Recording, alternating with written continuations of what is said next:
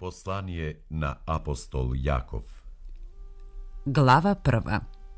Јаков, слуга на Бога и на Господ Исус Христос, испраќа поздрав до 12 племиња кои живеат раселени. Вера и мудрост. Радувајте се, браќа мои, кога ќе паднете во разни искушенија, знаејќи дека проверката на вашата вера создава трпеливост. Трпеливоста пак нека биде совршено дело за да бидете совршени и целосни, без никаков недостаток. Ако некому од вас му недостига мудрост, нека ја побара од Бога, кој на сите им дава изобилно и без приговарање, и ќе му се даде. Но да моли со вера и никако да не се сомнева, зашто оној кој се сомнева прилега на морски бран, кого ветрот го издига и растура. Таков човек нека не мисли дека ќе добие нешто од Господ. Човек што се двоуми во сите своји патишта е непостојан. Сиромаштија и богатство. Братот кој е на пониска положба, нека се фали со возвишеноста своја, а богатиот со својата понизност, бидејќи тоа е минливо како цветот трева, зашто како што сонцето огрева и со својата жега ја исушува тревата, и цветот нејзин отпаѓа, и убавината на нејзиниот изглед исчезнува, така ќе овене и богатиот во својот пат. Испитување и искушување. Блажен е оној човек кој издржува искушение, бидејќи откако ќе биде проверен, ќе добие венец на животот што Господ им го ветил на оние кои го сакаат. Ниеден кога е во искушение да не вели Бог ме искушува, бидејќи Бог со зло не се искушува и тој никого не искушува, но секого го искушува неговата похота која го влече и мами. Потоа похотта, откако ќе се зачне, раѓа грев, а гревот извршен раѓа смрт. Не мамете се, браќа мои возљубени. Секој добар дар и секој совршен подарок иде озгора, симнувајќи се од Отецот на светлината, во кого нема промени, ни сенка од измена. Зашто тој не роди по својата волја преку словото на вистината, за да бидеме првина меѓу неговите созданија. И така, мои возљубени браќа, секој човек нека биде брз за слушање, а спор за зборување и бавен за гнев, бидејќи човечкиот гнев не ја извршува Божјата правда. Затоа, отфрлувајќи од себе си секаква нечистота и насобрана злоба, со кроткост примете го насаденото слово, кое може да ги спаси вашите души. Бидете извршители на словото, а не само слушатели, мамејќи се сами себе. Зашто кој го слуша словото, а не го извршува, тој прилега на човек кој го гледа своето собствено лице во огледало. Ке се погледне, па ќе си замине и веднаш заборава каков бил. Но кој ќе се задлабочи во совршениот закон на слободата и остане во него, тој, бидејќи не е заборавлив слушател, туку извршител кој дејствува, ќе биде блажен во своето дејствување. Ако некој од вас мисли дека е побожен, а не го зауздува јазикот свој, туку го мами срцето свое, неговата побожност е суетна. Чиста и непорочна вера пред Бога Отецот е оваа: да се грижиш за сираци и вдовици во нивните маки и да се пазиш да останеш неосквернет од светот.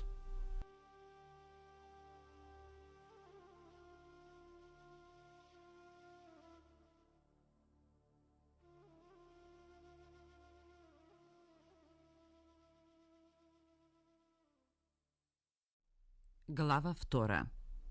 Верата е непристрасна. Браќа мои, држете ја непристрасно верата во Исус Христос, нашиот Господ на славата. Ако во вашето собрание влезе човек со златен прстен, во светли алишта, и влезе сиромав човек со проста облека, па се загледате на облечениот во светли алишта и му речете: ti седни овде убаво, а на сиромашниот му речете ти стој таму, или седни овде крај подножието мое. Зарем со тоа не покажувате пристрасност и не станувате судии со лоши помисли? Послушајте, возлюбени браќа мои, не ги избрали Бог сиромашните од овој свет да бидат богати во верата и наследници на царството ветено од него на оние кои го љубат, а вие го посрамивте сиромавиот. Не се ли богатите тие што ве мачат и ве влечат по судови? Не го хулат ли тие вашето добро име со кое сте се нарекле? Ако пак го извршувате царскиот закон според писмото, возлюби го ближниот како самиот себе, добро правите. Но ако сте пристрасни, гарев правите и законот ве осудува како престапници. Зашто кој го пази целиот закон, а сгреши само во едно, виновен ќе биде за се. Зашто оној кој рекол не прави прељуба, рекол и не убивај.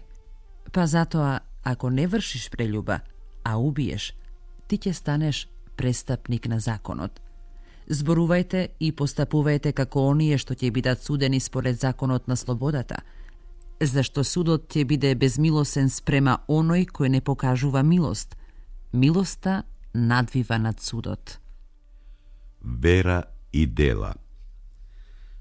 Каква е ползата, браќа мои, ако некој рече дека има вера, а дела нема? Може ли верата да го спаси? Ако некој брат или сестра се голи и немаат што да јадат, па некој од вас им рече: одете си со мир, грејте се и наситете се, а не им даде што им е потребно за телото, каква полза?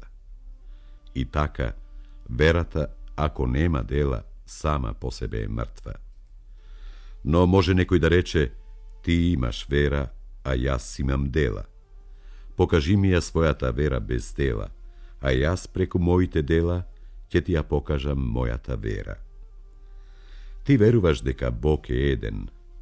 Добро правиш, но и злите духови веруваат, а треперат. Не сакаш ли да разбереш, осуетен човеку, дека верата без дела е мртва? Нели со дела беше оправдан Авраам, нашиот татко, откако врз жртвеникот го положи својот син Исак? Гледаш ли дека верата действуваше заедно со делата негови и дека преку делата верата стана совршена? И се изврши писмото кое вели: му поверува Авраам на Бога, и тоа му се сметаше за праведност, и тој се нарече пријател Божји. Гледате ли дека човекот се оправдува со дела, а не само со вера? А така не се оправдали со дела и блудницата Раав, откако ги прими извидувачите и ги изведе по друг пат. Зашто, како што е телото без дух мртво, така и верата без дела е мртва.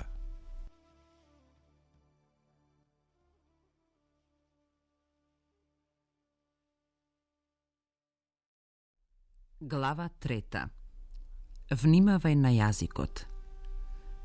Не барајте, браќа мои, мнозина да станете учители, зашто знаете дека поголемо осудување ќе добиеме. Сите ние многу грешиме, но оној кој во зборови не греши, тој е совршен човек, силен да го зауздаи целото тело. Ете, ако и ние на коњите им ставиме узда на устите, за да ни се покоруваат, тогаш управуваме со целото нивно тело. Па ете, и корабите, иако се толку многу големи и силно гонети од бурни ветрови, со мало кормило се управуваат онаму каде што кормиларот сака. А така и јазикот е мал орган, но големи работи зборува. Ете, мал орган, а колку голема гора запалува. И јазикот е оган, свет пун со неправда. Јазикот се наоѓа во таква положба меѓу нашите органи, што го сквернува целото тело и го пали времето на нашиот живот, воспалувајќи се сам од пеколот. Секаков вид зверови и птици, лазачи и риби се скротува и се припитомува од човечкиот род, a jazikot nikoj ne može da go skroti. To je nemirno zlo i poln so smrtonосен отров. Со него го благословуваме Бога и Отецот. Со него ги колнеме луѓето создадени според подобието Божјо. Од истата уста излегува и благослов и клетва. Не треба, браќа мои, тоа така да биде. А тече ли од еден ист извор сладка и горчлива вода? Може ли, браќа мои, смоквата да раѓа маслинки или лозата смокви? Така, од еден ист извор не може да тече солена и сладка вода. Мудроста озгора и земната мудрост. Кој е меѓу вас мудар и умен, нека ги покаже преку своето добро однесување делата своји во кротост и мудрост. Но ако во срцата своји имате горчлива завист и карање, не фалете се и не лажете против вистината. Тоа не е мудрост која доаѓа озгора, туку земна, душевна, бесовска. Зашто, каде што има завист и карање, таму има неслога и се е лошо. А мудроста што иде озгора е најнапред чиста, а потоа мирна, кротка, покорна, полна со милост и добри плодови, непристрасна и нелицемерна. Плодот пак на правдата во мир се сее од миротворците.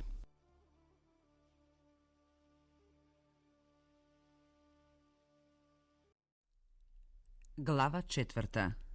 Против неслогата. Откаде се војните и расправиите меѓу вас? Не оттамо ли од вашите похоти, кои се борат во органите ваши? Пожелувате и немате. Убивате и завидувате и не можете да добиете. Се препирате и војувате, а немате бидејќи не се молите. Просите, а не добивате, зашто зло барате, за да го трошите во вашите похоти. Прељубодејци и прељубодејки, не знаете ли дека пријателството со овој свет е непријателство на Бога? Зашто кој сака да му е пријател на светот, му станува непријател на Бога. Или пак мислите дека писмото напразно зборува: со ревност го љуби духот што го вселил во вас. Но тој дава поголема благодат. Затоа е речено: Бог се противи на горделивите, а на понизните им дава благодат. Па затоа покорете му се на Бога, а противете се на ѓаволот и тој ќе побегне од вас.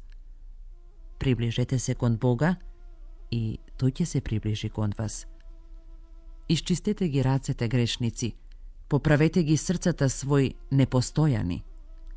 Бидете нажалени и плачете и липајте. Смевот ваш нека се претвори во плач, а радоста во тага. Понизете се пред Господ и ќе ве подигне.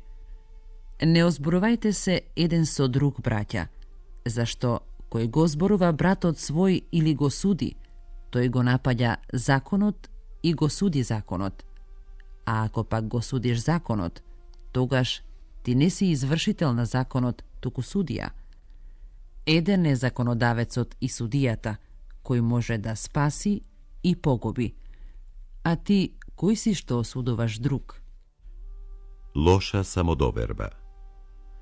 Слушајте сега вие кои велите: денес или утре ќе тргнеме во оној град и таму ќе останеме една година, ќе тргуваме и ќе спечалиме. Вие кои не знаете што ќе стане утре, што е вашиот живот?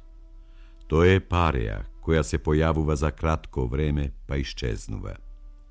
Место да велите: ако сака Господ да бидеме живи, ќе направиме тоа и тоа. А сега се фалите со својата гордост. Секоја таква фалба е зла. И така, греф е за оној кој знае да прави добро, а не го прави.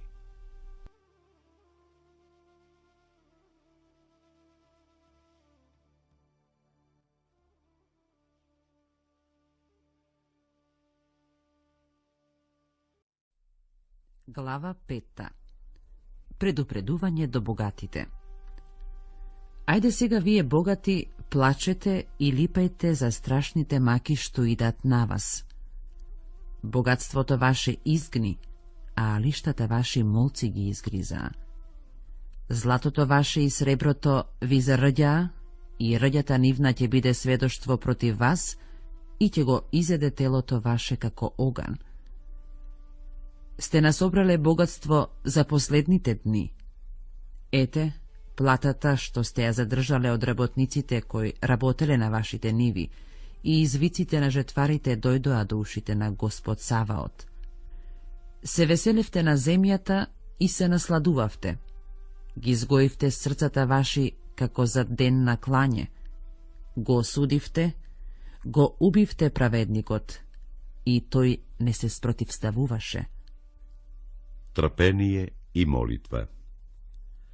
Бидете трпеливи, браќа мои, до доаѓањето на Господ. Ете, земјоделецот чека драгоцен плод од земјата и долго трпи за него, додека не добие дожд, ран или позен. Па трпете и вие, укрепете ги срцата своји, зашто доаѓањето на Господ се приближи. Не оплакувајте се, браќа, еден на друг, та да не бидете осудени. Ете, судијата стои пред вратата. Браќа, како пример на страдање и долготрпенија, земете ги пророците што зборуваа во името Господово. Ете, блажени се оние што истраеа. Сте чуле за трпението на Јов и узнавте каков крај му даде Господ, затоа што Господ е многу милостив и се смилува на него. А пред се, браќа мои, не колнете се ни во небото, ни во земјата, ниту пак со некоја друга заклетва. И зборот нека ви биде да, да, и не, не, за да не паднете под суд. А ако некој од вас страда, нека му се моли на Бога. Весел ли е, нека го фали Господа. Болен ли е некој меѓу вас, нека ги повика свештениците црковни, тад да се помолат и да изважат помазание над него со елеи во името Господово. И молитвата со вера ќе го исцели болниот, и Господ ќе го крене, и гревови ако направил, ќе му се простат. Исповедајте си ги гревовите еден на друг и молете се еден за друг, за да се исцелите. Голема сила има усрдната молитва на праведникот. Илија беше човек смртен, како и ние, и со молитва му се помоли на Бога да нема дожд. И не падна дожд на земјата 3 години и 6 месеци. И пак се помоли, па небото даде дожд и земјата го даде својот плод. Ако, браќа, некој од вас се отклони од вистината, и ако некој друг го поврати, тој нека знае дека оној што обрати грешник од лажлив пат, спасува една душа од смрт и ќе покрие многу гревови. Амин.